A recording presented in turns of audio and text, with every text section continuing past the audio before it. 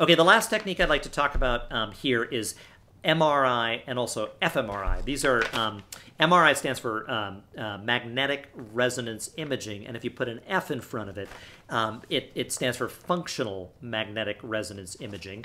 And MRI is much more of a spatial kind of imaging technique. It's going to give you structural information, while if you have an fMRI, you're going to get much more functional information. Basically, both procedures will start with an MRI. They involve, taking a very good image of the brain, and that's one of the major advantages of MRI is that it takes very good images. It's probably the best sort of spatial technique in terms of the spatial resolution of the brain that you're going to get. Remember, EEG is by far the best in terms of the sort of temporal resolution. You're recording on a millisecond to millisecond time scale. Well, PET and MRI/fMRI don't have nearly the temporal resolution because they're looking at changes in activation, right? So blood flow into a region of the brain that follows increases in activity of that particular area of the brain. EEG has a great advantage, obviously, because it's measuring actual neuronal activity. But in terms of spatial resolution, the pictures, the beautiful images that are going to get you on the front page of the New York Times or something, definitely fMRI and MRI, win. So MRI and fMRI, it's magnetic resonance imaging. So it employs the use of powerful magnets, powerful moving magnets, right? So the way this goes and this works is the following. The brain is exposed to a very strong magnetic field.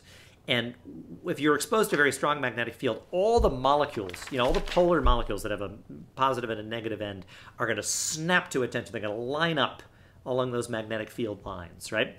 And what the scanner does next is it sort of pulses this electromagnetic radiation, these radio waves, through, and it disrupts the field. And so everything starts to move, to rotate out of alignment with that field. And then it snaps the field back into position, and then all of those molecules snap back into position, right? They snap back along the field lines, and energy is released. There's a perturbation in the radio waves that are released, and that can be detected by a series of detectors that are surround you. You have to go in that tube, right, for an MRI or an fMRI, and it turns out that if you're taking just an image of the brain, typically it's focused on the signal from hydrogen atoms, which are going to line up a certain way, and that's because there's different concentrations of hydrogen ions actually in, let's say, gray matter versus white matter. So you're going to get different signals from different tissues in the brain, and so you can extract that information, with a computer and assign different, kind of grayscale values to it, and you can generate pretty good pictures. And this doesn't do it justice because it's a copy, but very good pictures of the brain from basically any angle. You can make any kind of cut, like a coronal cut or a sagittal cut or a horizontal cut.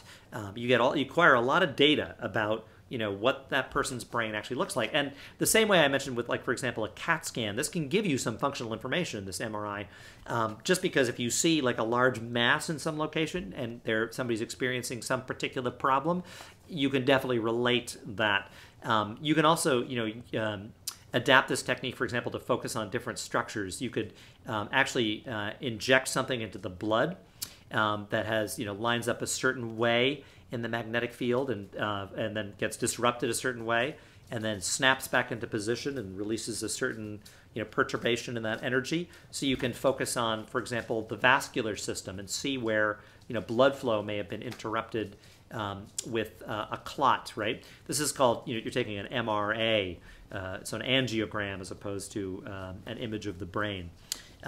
Now, in terms of functional MRI, what you focus on is the magnetic properties of hemoglobin. So it turns out that when oxygenated blood is coming into a region of the brain, it has the hemoglobin, has an oxygen atom, in it, and it has a certain orientation, a certain sort of structure, and it lines up a certain way in the magnetic field lines. And then when it shifts out of position and snaps back in, it perturbs the field in a particular way. But if you have deoxygenated hemoglobin, where the oxygen's been released to the tissues, you'll actually have it, shaped differently, and it'll line up differently, and it'll snap back differently, and it'll perturb the waveforms in a different way. So you can focus that machine on the magnetic properties of hemoglobin. So in an area that is being utilized functionally, you'll see, again, increased blood flow into that region, right? Which means increased, oxygenated hemoglobin. There's going to be more hemoglobin with that particular signature.